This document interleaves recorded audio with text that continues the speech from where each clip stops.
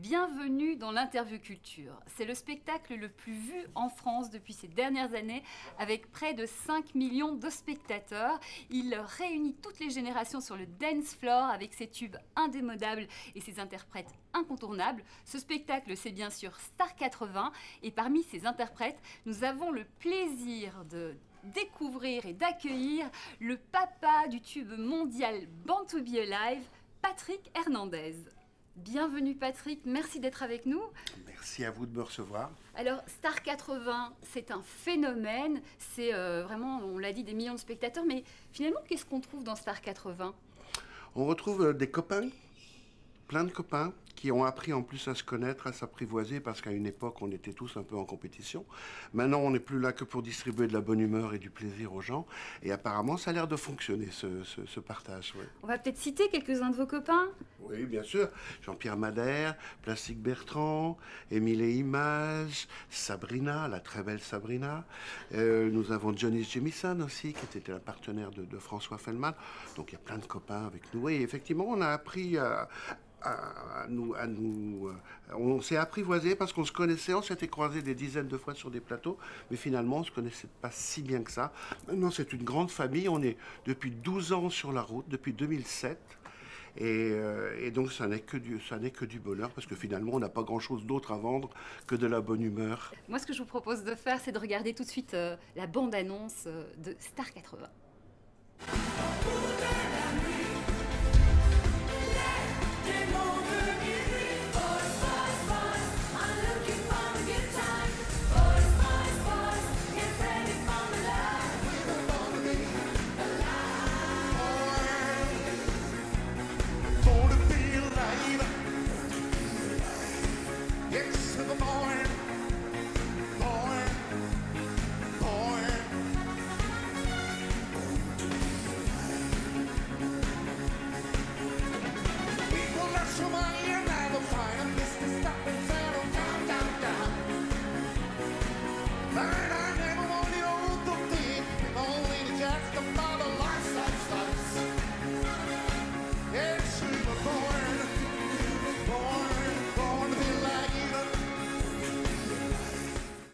Mais quelle ambiance, c'est un truc de fou. Alors, Born to Be Alive fête cette année ses 40 ans. On va quand même citer quelques chiffres. 56 disques d'or, 25 millions d'exemplaires vendus dans le monde. C'est le troisième titre le plus vendu de tous les temps aux États-Unis. C'est vertigineux.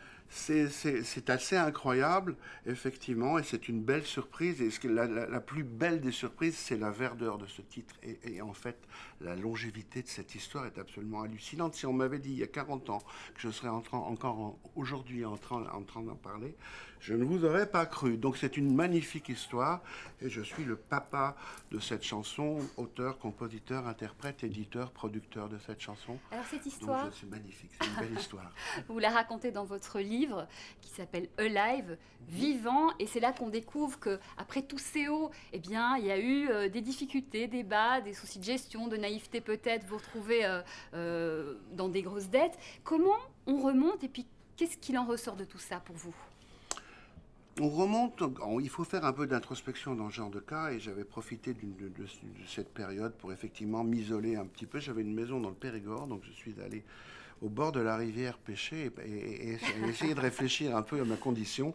Et finalement, au bout d'un certain temps, les choses se sont remises toutes seules en place. Alors déjà, ça, c'est un très beau hasard.